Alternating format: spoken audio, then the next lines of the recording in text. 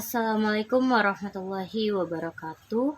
Nama saya Yulia Utami dengan NIM 07022071 dari kelas Sistem Informasi 2. Nah, di sini saya akan menjelaskan hasil dari uji asumsi klasik dari data X1, X2, X3, dan Y. Nah, pada uji asumsi klasik ini ada 4 tahap. Nah, pada tahap pertama ini yaitu ada uji normalitas. Pada uji normalitas ini terdapat 3 bagian, yaitu yang pertama ada bagian histogram, yang kedua ada p-plot, dan ketiga ada Kolmogorov-Smirnov. Nah, langsung saja kita masuki pada tahap yang pertama, yaitu pada bagian uji normalitas pada bagian histogram. Nah, dari data X1, X2, dan X3, saya dapati histogram dengan gambar seperti ini. Nah, maksud dari gambar histogram pada gambar ini apa? Histogram pada gambar menunjukkan hasil uji normalitas residual regresi. Distribusi residual terlihat simetris dan berbentuk lonceng, menyerupai distribusi normal. Kurva normal yang ditambahkan mengikuti pola histogram dengan baik, menunjukkan kesesuaian yang mendekati distribusi normal, mean residual yang sangat mendekati 0, dan standar deviasi yang rendah, mendukung indikasi normalitas. Secara keseluruhan, histogram ini menunjukkan bahwa residual dari model regresi mendekati distribusi normal. Nah, langsung saja kita masuk ke bagian yang kedua, yaitu p-plot.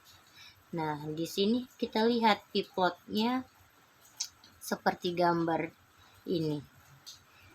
Berdasarkan hasil normal p-plot yang dihasilkan, dapat dilihat bahwa poin-poin data tersebar secara mendekati garis diagonal.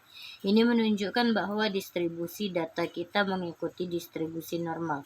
Kita bisa lihat bahwa titik-titik yang tersebar di gambar p-plot, dia tersebar tetap mengikuti garis dari diagonal p-plot tersebut. Nah, di sini berarti kita buktikan bahwa data tersebut dapat terbilang data yang normal karena titik-titik yang tersebar tetap mengikuti garis diagonal pada p-plot.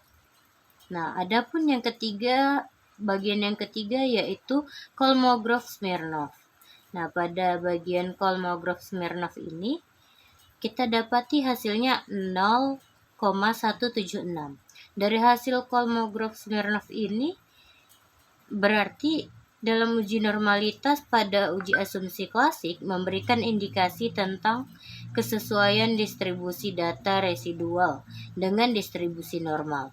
Nilai Kolmogorov-Smirnov sebesar 0,176 ini menunjukkan bahwa deviasi distribusi data residual dari distribusi normal yang diharapkan. Berarti pada bagian Kolmogorov-Smirnov ini data tersebut dapat terbilang normal.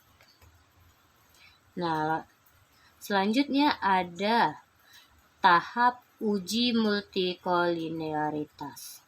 Nah, pada uji multikolinearitas ini terdapat nilai tolerance yang pertama ada 0,85 dan memiliki nilai VIF 1,170, dan yang kedua tolerance-nya 0,736 dan memiliki nilai VIF 1,359, dan pada yang ketiga memiliki nilai tolerance 0,851 dan nilai VIF-nya yaitu 1,176.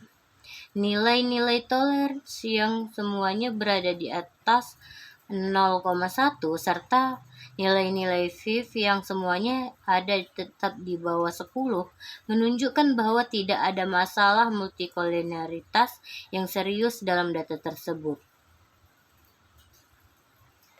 Dengan kata lain, variabel independen dalam model regresi tidak memiliki korelasi yang sangat tinggi satu sama lain, sehingga model regresi dapat memberikan hasil yang reliable. Oleh karena itu, data dalam uji multikolinearitas ini dapat dianggap normal karena asumsi klasik regresi mengenai tidak adanya multikolinearitas telah terpenuhi. Lalu selanjutnya ada tahap ketiga, yaitu tahap uji autokorelasi. Nah, di sini bisa kita ketahui bahwa hasil uji autokorelasi dengan nilai Darwin-Watson sebesar 1,114 menunjukkan bahwa autokorelasi positif dalam data. Nilai ini cukup jauh dari 2, yang merupakan indikasi tidak adanya autokorelasi, dan lebih mendekati 0, yang menunjukkan adanya autokorelasi positif. Dalam konteks uji asumsi klasik regresi, kehadiran autokorelasi positif melanggar salah satu asumsi dasar, yaitu independensi residual. Oleh karena itu, berdasarkan nilai Darwin-Watson ini, data tersebut tidak dapat dianggap normal dalam uji asumsi klasik karena melanggar asumsi independensi residual. Nah, pada uji autokorelasi ini, datanya tidak dapat dikatakan normal karena melanggar salah satu asumsi dasarnya, yaitu independensi residual. Nah, adapun tahap yang keempat, yaitu tahap terakhir, di sini ada uji heteroskedastisitas. Nah, pada scatter plot ini ditampilkan menunjukkan hubungan antara nilai residual yang sudah distandarisasi dan nilai prediksi yang sudah distandarisasi, yang digunakan untuk memeriksa asumsi homoskedastisitas dalam regresi linear. Dalam scatter plot tersebut, terlihat bahwa titik-titik tersebar secara acak dan tidak membentuk pola yang jelas, menunjukkan bahwa varians residual tidak meningkat atau menurun secara sistematis seiring dengan nilai prediksi. Penyebaran acak ini menunjukkan bahwa asumsi homoskedastisitas terpenuhi. Selain itu, tidak ada pola yang melengkung, kerucut, atau bentuk lain yang tampak yang biasanya menunjukkan heteroskedasitas. Titik-titik yang tersebar simetris di sekitar garis horizontal juga menunjukkan bahwa residual berdistribusi secara simetris dan mendekati distribusi normal. Oleh karena itu, berdasarkan scatter plot ini, data residual terlihat memenuhi asumsi normalitas dan homoskedasitas dalam uji asumsi klasik regresi. Nah, pada scatter plot ini bisa kita dapat pahami dengan jelas bahwa di sini data terbilang normal dikarenakan pada scatter plot titik-titik yang tersebar itu secara acak dan tidak membentuk pola apapun. Makanya dapat diketahui bahwa data dari X1, X2, X3, dan Y tersebut adalah data yang normal menurut scatter plot ini. Sekian dari saya, wabillahi taufik wal hidayah. Wassalamualaikum warahmatullahi wabarakatuh.